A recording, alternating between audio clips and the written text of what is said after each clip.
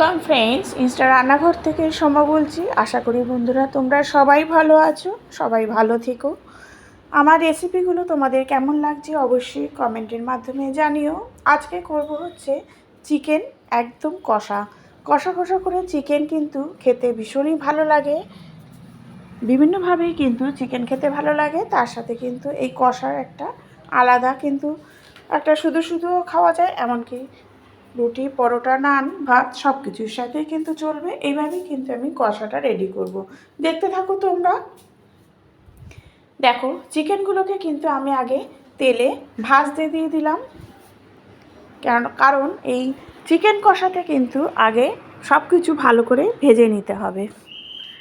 আর যেহেতু তেল কম দিয়ে রান্না করি, সেই জন্য কিন্তু আমি দেখো কোনো কিছুই কিন্তু আগে তুলে তুলে রান্না করব না, ভেজে ভেজে একসাথেই কিন্তু আমি সব কিছু রান্না করব।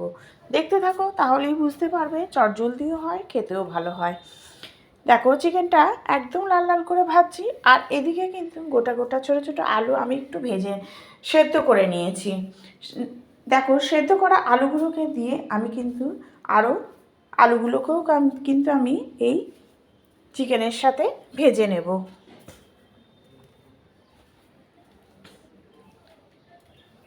নুন আর হলুদ দিয়ে চিকেনটা আমি আলুটা ভেজে নেব। আর একটা মশলা নিয়েছি, পেঁয়াজ, আদা, রসুন, কাঁচা লঙ্কা, আর 1.5খানা পেঁয়াজ নিয়েছি মিক্সিতে, আর হাফ পেঁয়াজ আমি ভাজতে দিয়ে দিলাম আলু আর চিকেনের সাথে।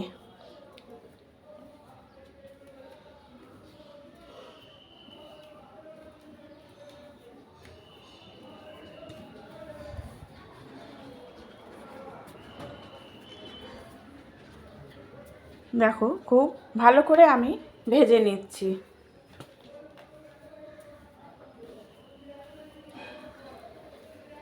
তারপরে দেখো, মিক্সিতে আমি পেস্ট করে নিয়েছি, সেই পেস্টটা একটু জল দিয়ে গুলিয়ে আমি দিয়ে দিচ্ছি মিক্সির মধ্যে।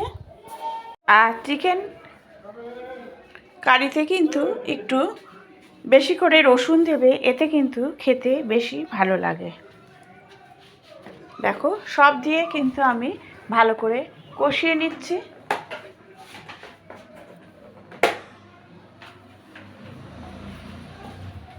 সব ভালো করে আমি কষিয়ে নিলাম।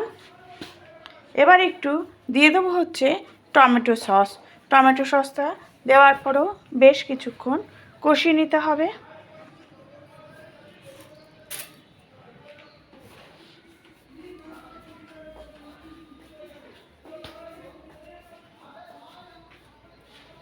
আর দেবো হচ্ছে শুকনো লঙ্কার গুঁড়ো আর গোলমরিচের গুঁড়ো দিয়ে দেখো সব কিছু কিন্তু ভালো মতো সেদ্ধও হয়ে গেছে। একটু চিনি দিলাম টেস্টের ব্যালেন্সের জন্য।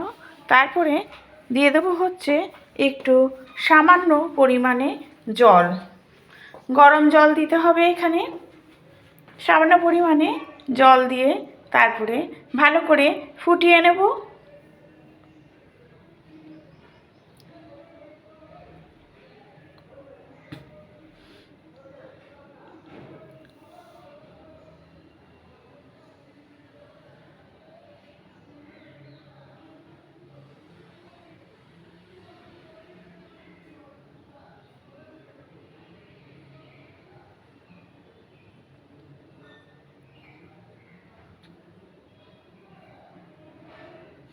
যত ভালো করে কষাবে ততই কিন্তু খেতে বেশি ভালো লাগে।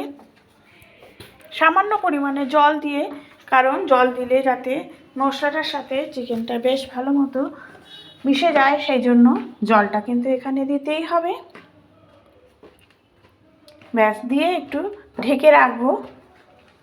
আর নামানোর সময় দেব হচ্ছে, দেখতে থাকো তোমরা, একটু ঘি দিলাম,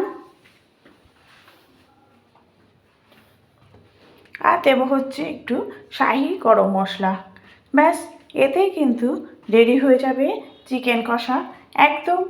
দেখো, আরেকটু ভালো করে আমি সব ফুটিয়ে নেব। ব্যাস, রেডি হয়ে গেল। নামানোর পরে ঠিক এরকম আসবে। এটা কিন্তু শুধু শুধুও ভালো লাগবে, আবার কিছুর সাথেও ভালো লাগবে। Thank you.